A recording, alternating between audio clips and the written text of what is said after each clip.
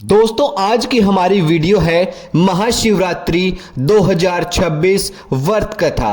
दोस्तों अगर आप इस चैनल पर नए आए तो सब्सक्राइब कीजिएगा, वीडियो को लाइक कीजिएगा। वैदिक पंचांग के अनुसार फाल्गुन मास के कृष्ण पक्ष की चतुर्दशी तिथि को महाशिवरात्रि का व्रत रखा जाता है।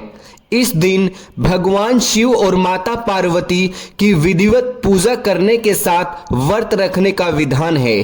इस दिन शिव जी को जल से अभिषेक करने मात्र से शुभ फलों की प्राप्ति होती है और घर में सुख समृद्धि बनी रहती है। शिव पुराण के अनुसार एक गांव में एक शिकारी रहता था। वह पशुओं को मारकर अपना परिवार चलाता था, लेकिन फिर भी धन की कमी के कारण उसे एक साहूकार से कर्जा लेना पड़ा, लेकिन उसका कर्जा समय पर न चुका सका, जिसके कारण गुस्से में आकर साहूकार ने शिकारी को पकड़कर शिव मठ में बंदी बना लिया।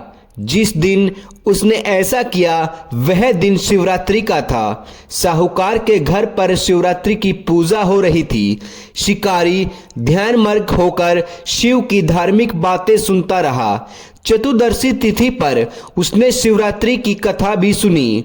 शाम होते ही साहूकार ने शिकारी को बुलाया और ऋण चुकाने के बारे में बात की। शिकारी ने अगले दिन पूरा ऋण लौटाने का वचन देकर खुद को उसने बंधन से छुड़ा लिया।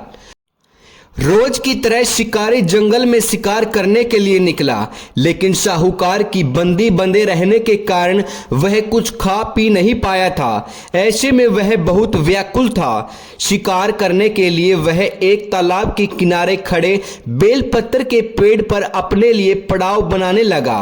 उस पेड़ के नीचे शिवलिंग था जो बेलपत्रों से ढका हुआ था। शिकारी को उस शिवलिंग के बारे में पता नहीं था।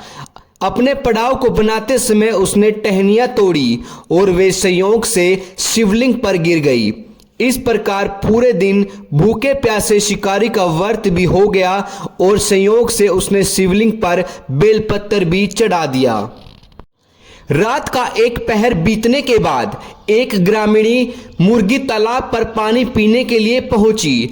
शिकारी ने धनुष पर तीर चढ़ाकर जैसे ही प्रयत्न खींची, मुर्गी बोली, मैं गर्भ से हूं, शीघ्र ही मुझे प्रसव होगा। तुम एक साथ दो जीवों की हत्या करोगे, जो ठीक नहीं है। उसने शिकारी से कहा कि मैं अपने बच्चे को जन्म देकर जल्द ही तुम्हारे सामने प्रस्तुत हो जाऊंगी, तब तुम मेरे प्राण हर लेना। ऐसा सुनते ही शिकारी ने प्रत्यंचा ढीली कर दी और मुर्गी झाड़ियों में लुप्त हो गई। प्रत्यंचा चढ़ाने तथा ढीली करने के वक्त संयोग से कुछ और बिलव पत्थर अनायास ही टूटकर शिवलिंग पर गिर गए। इस प्रकार उसने अनजाने में ही प्रथम प्रहर का पूजन भी संपन्न हो गया। कुछ ही देर बाद एक दूसरी मुर्गी वहां से निकली। शिकारी की खुशी का ठिकाना न रहा। शिकार को देखते ही उसने धनुष पर बाण फिर से चढ़ा लिया। तब उसने देखा मुर्गी ने विनम्रता पूर्वक निवेदन किया कि हे प्राधी, मैं थोड़ी देर पहले ही शत्रु से निवृत्त हुई हूँ, कामातुर विरहिणी हूँ, अपने प्रिय की खोज में भटक रही हूँ। मैं अपने पति से मिलकर शीघ्र ही तुम्हारे पास आ जाऊंगी। शिकारी ने उस मुर्गी को भी जाने दिया। 2 बार शिकार खोकर वह चिंता में पड़ गया। रात्रि का आखिरकार पहर भी बीत रहा था। इस बार भी उसने धनुष से लगकर कुछ बेलपत्र फिर से शिवलिंग पर जा गिरे तथा दूसरे पहर की पूजा भी संपन्न हुई। तभी एक और हिरणी अपने बच्चों के साथ उधर से निकली। शिकारी ने फिर से धनुष पर तीर चढ़ाया और जैसे ही वह तीर छोड़ने ही वाला था कि हिरणी बोली, हे शिकारी, मैं इन बच्चों को उनके पिता के हवाले करके लौट आऊंगी, इस समय मुझे मत मारो। शिकारी हंसा और उसने कहा कि सामने आए शिकार को छोड़ दूं। मैं ऐसा मूर्ख नहीं हूं। इससे पहले मैं 2 बार अपना शिकार खो चुका हूं। मेरे बच्चे भूखे प्यासे होंगे। जवाब देते हुए हिरणी ने कहा, जैसे तुम्हें अपने बच्चों की ममता सता रही है वैसे ही मुझे भी। हे शिकारी, मेरा भरोसा करो, मैं इन्हें इनके पिता के पास छोड़कर वापस लौटने का वचन देती हूँ। हिरणी का दिन सवर सुनकर शिकारी को उस पर दया आ गई।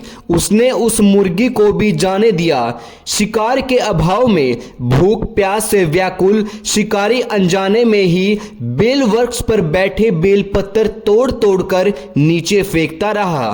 पो फटने को हुई तो उसने एक हष्ट पुष्ट मर्ग उसी रास्ते पर देखा। शिकारी ने सोच लिया कि इसका शिकार वह अवश्य करेगा।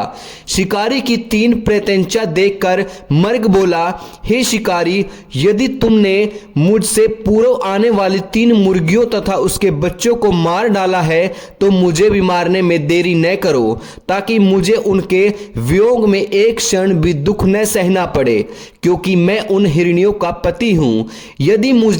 यदि तुमने उन्हें जीवनदान दिया है तो मुझे भी एक कुछ क्षण दीजिए, ताकि मैं उनसे मिलकर तुम्हारे उपस्थित हो जाऊंगा।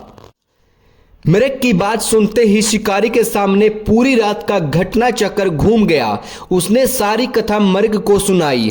तब मर्ग ने कहा, मेरी पत्नियां जिस प्रकार प्रतिज्ञाबद्ध होकर हो गई हैं, मेरी मृत्यु से अपने धर्म का पालन नहीं कर पाएंगी। अंत जैसे तुमने उन्हें विश्वास पात्र मानकर छोड़ा है, वैसे ही मुझे भी जाने दो। मैं उन सब के साथ तुम्हारे सामने उपस्थित हो जाऊंगा। शिकारी ने उसे भी जाने दिया। इस प्रकार सुबह हुई। व्रत उपवास रात्रि जागरण तथा शिवलिंग पर संयोग से बेलपत्र चढ़ाने से अनजाने में ही सही शिकारी की शिवरात्रि पूजा पूर्ण हो गई। अनजाने में हुई पूजन का परिणाम उसे तत्काल मिला। शिकारी का हिंसक हृदय निर्मल हो गया और उसमें भगवान नित्य का वास हो गया।